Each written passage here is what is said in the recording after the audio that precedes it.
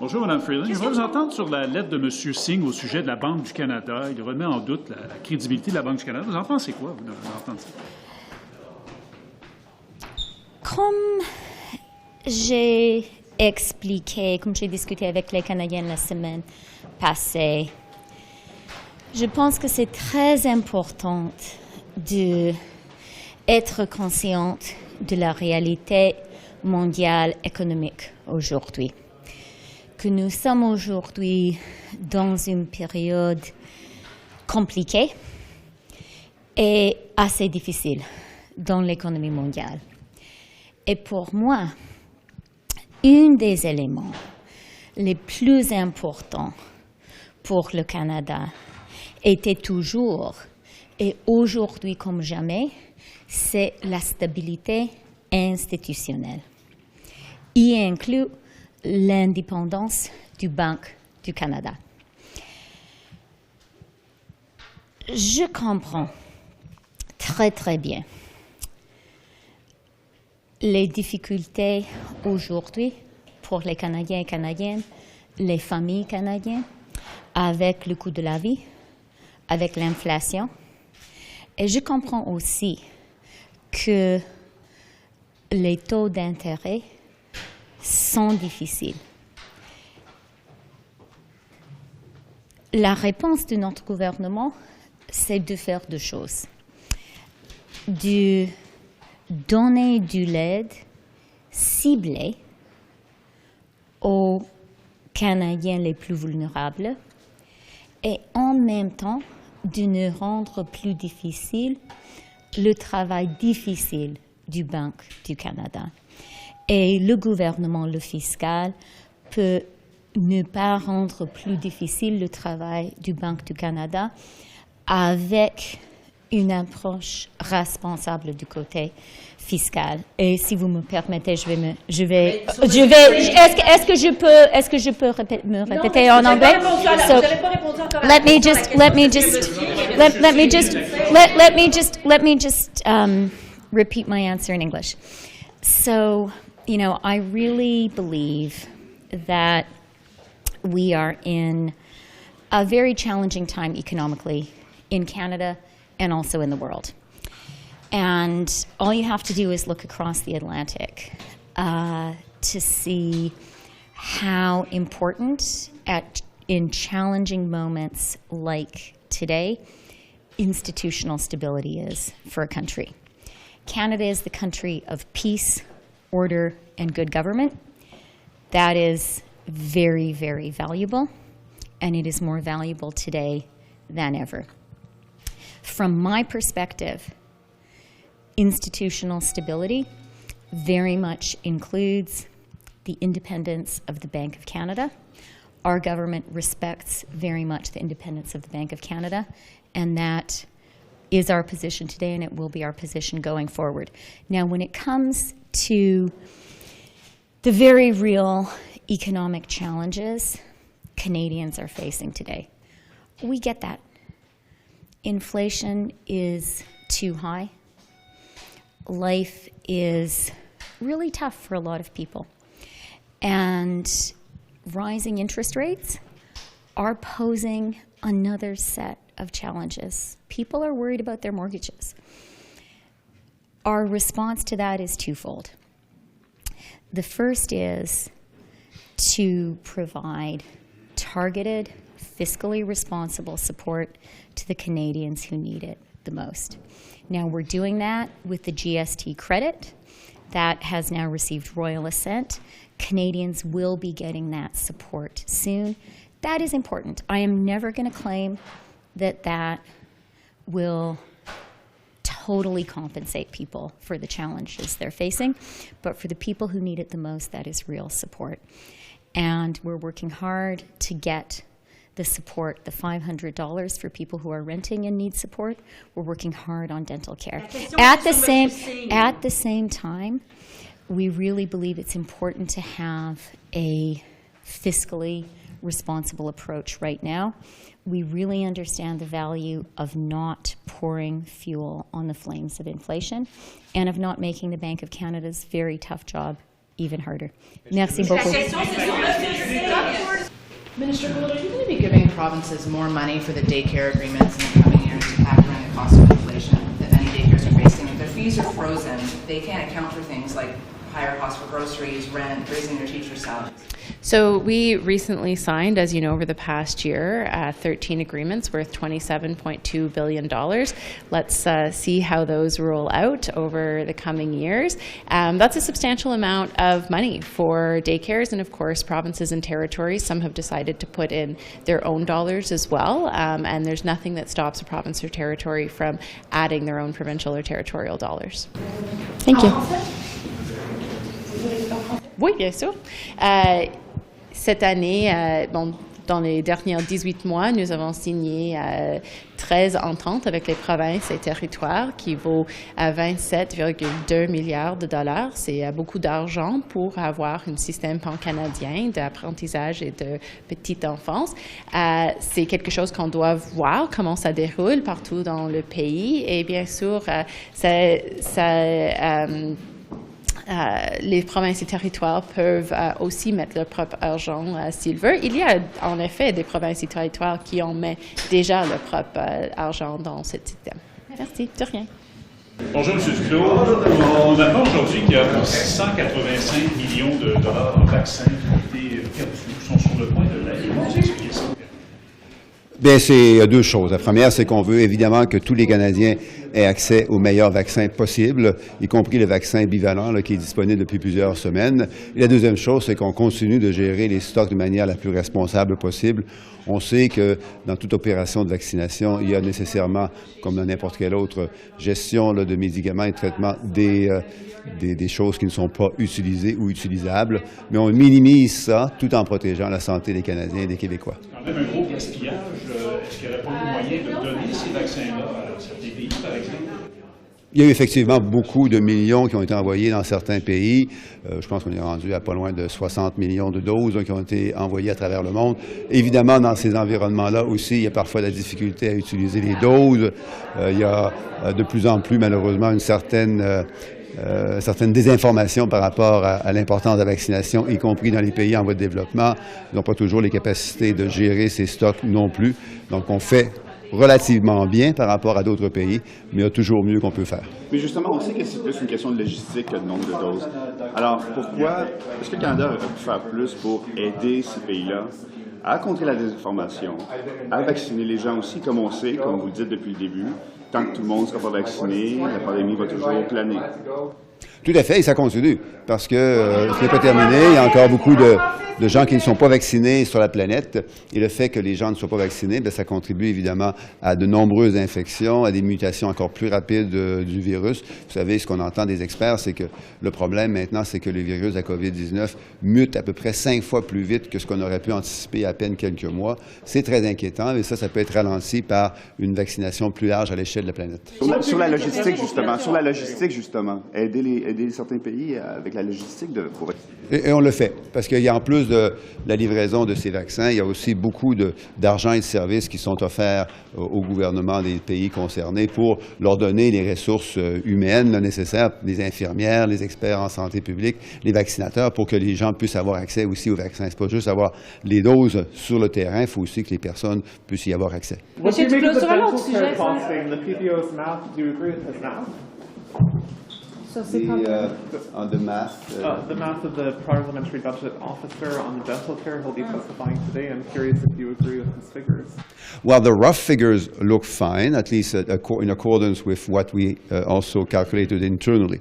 But there are some aspects of the macro figures that we need to investigate further with the PBO. We are looking into some of the hypotheses that have been made to calculate the provincial territorial distribution of the help that we're offering Canadians, and Health Canada is in touch with the PBO on that particular matter. Monsieur Duclos, sur un autre sujet, je fais appel à l'économiste en vous. Là, la Banque du Canada, M. Singh, est allé assez fort contre la Banque du Canada. Il dit que c'était des décisions trop agressives pour contrer les effets de l'inflation.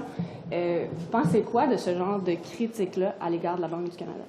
Bien, effectivement, comme économiste, j'ai évidemment un point de vue là-dessus. J'ai travaillé beaucoup avant 2015 là, sur ces enjeux de gestion macroéconomique et de politique monétaire. Vous savez, l'impact de l'inflation est particulièrement dur envers les familles à plus faible revenu et envers les personnes qui perdent leur emploi en raison des effets de l'inflation dans une économie moderne.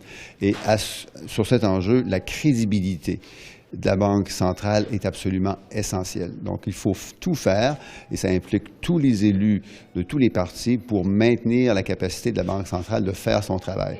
Et ça implique de ne pas mettre en question la crédibilité de la Banque centrale. C'est une banque indépendante dont la renommée à l'échelle mondiale est considérable, et on a besoin de maintenir ça pour continuer à attirer des gens au Canada et pouvoir gérer notre gestion. Ça ressemble un peu à ce que Pierre Poilievre a dit. Est-ce que vous voyez une similitude entre la sortie du signe? Bien, effectivement, M. Poilievre l'a dit très clairement au cours des derniers mois, et ça nuit à beaucoup de gens déjà, nuit à notre économie. Quand on mine la crédibilité de la Banque centrale, on mine l'économie canadienne et on mine la création d'emplois.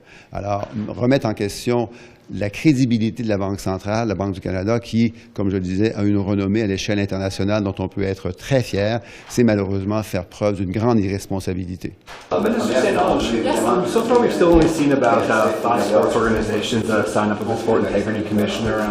Is there any concern in your office with the speed people are actually signing up for this? And is there any more power you can give the commissioner to compel people to sign up? Well, no, it's normal negotiation. The office just started on June 20th. And the organizations all have until next funding cycle, so until April, it starts in May 2023. So they will sign up, and it's normal negotiations happening right now with the office. Is there a threshold for, we don't see these negotiations progress quickly enough once you hit May 2023? Could there be time to review the powers given to the commissioner there? Yeah, it's still a work in progress. The office just started on June 20th, so we're working with them to make sure that they have everything they need to be efficient and productive. And we will work with the organization to make sure that we fill the gap so that they all sign up before May 2023. Thank you. Minister Lametti, any comments on Doug Ford claiming parliamentary privilege to try to fight the subpoena to testify? Look, I've been invited. Glad to go. Excuse me, my voice this morning. I've been invited. I'm glad to go. I think it's important that we all participate. Bonjour. Réagissez comment au fait qu'on va finalement financer, finalement c'est pas le bon terme, un réacteur nucléaire en Ontario, $1 milliard, c'est la nouvelle du Toronto Star? Ben, écoutez, on travaille au Canada pour faire en sorte que notre parc de production d'électricité soit le moins émetteur possible. Et ce n'est pas le gouvernement fédéral qui décide quelles sont les sources d'énergie que les provinces utilisent. Certaines préfèrent l'hydroélectricité, l'éolien. Il y a du nucléaire en Ontario. Il y aura peut-être un projet au Nouveau-Brunswick, mais c'est aux provinces de décider quelles sont les formes de production d'électricité qu'elles veulent mettre de l'avant, évidemment en autant qu'elles soient non émettrices. Bien, que la Banque d'infrastructure du Canada le finance. Et encore une fois, ce que nous cherchons à faire, c'est à décarboniser notre parc de production d'électricité. Vous savez qu'on travaille sur un règlement pour que le parc de production d'électricité soit net zéro d'ici 2035. Et ça va déjà très bien. On est à plus de 80%. On a un réseau électrique au niveau canadien qui est à plus de 80% non émetteur. Maintenant, on veut se rendre presque jusqu'à 100%. Merci. Vous allez passer comment sur la motion du bloc, sur la monarchie, tous les bons avec la monarchie? Honnêtement, là, il y a personne dans mon comté qui me parle de ça, mais je vous assure, là, au téléphone, à la porte, c'est pas un enjeu pour personne. Il va y avoir un débat au Parlement, donc vous n'allez pas passer tout le débat à dire que c'est pas une priorité pour les Canadiens. Je vais voter évidemment contre la proposition du Bloc, mais encore une fois, je vais pas passer le débat à le répéter, mais je vous le répète, c'est pas un enjeu pour les gens dans ma circonscription. Merci. Ministers, what can you tell us about the people being repatriated from Syria and why you've decided to do this after years of saying it couldn't happen? Why the change? Well, in the first instance, we don't talk about any individual immigration case. I'm here with Minister Fraser, whether you're talking about a passport application or a temporary permit or the kind of case that you are inquiring about, we just don't talk about it. I will say and reiterate that supporting a terrorist group, whether here or abroad, is a serious criminal offense, and those who engage in that kind of activity will face the full force of the law. And with regards to the types of cases that you're talking about, of course, our number one concern will always be the safety and security of Canadians. But how many people are you prepared to bring home now from Syria or bring back to Canada? I mean, we've reported that it's 2 and maybe some children. I mean, how far is the government prepared to go on this in terms of raw numbers? What's the policy now? Again, I'll reiterate, we don't talk about any individual case. We're always mindful of making sure that we're protecting the safety and security of Canadians. Can you talk just on that? Can we just finish on that? Pouvez-vous parler du policy change? We're not asking about cases, but it was always your policy that these people were not coming back. So what changed in the policy? Donc, dans le contexte de la politique, nous avons une conversation, une réflexion entre le gouvernement qui est basée sur quelques principes. Tout d'abord, eux qui participaient dans des activités pour le but ou l'objectif de soutenir des organismes criminels, ça c'est une offense criminelle. Donc ça c'est le premier principe.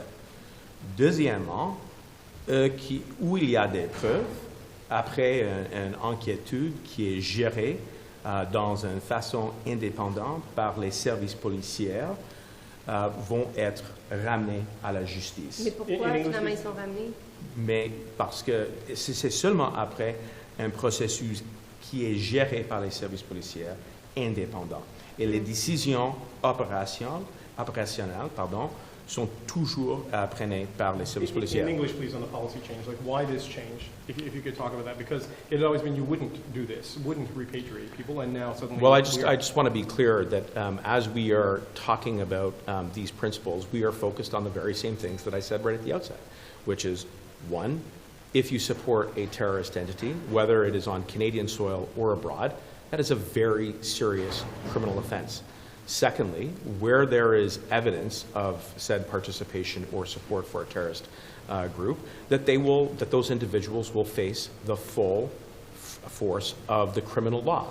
And as I was just expanding right now, those decisions are undertaken independently by our law enforcement apparatus, including our police, which is precisely what you would expect to hear from me as Minister of Public Safety and our government. It is not for elected officials to make those decisions. It is for the independent actors within the law enforcement sphere to gather evidence and then make the appropriate decisions about what is necessary to ensure that there's accountability for any criminal conduct that may have occurred. So what role is Canada playing? À propos de Brenda Lucki, elle a dit que son coffre d'outils n'avait pas été épuisé avant que la loi soit mise en œuvre. Est-ce que c'est un désaveu pour vous?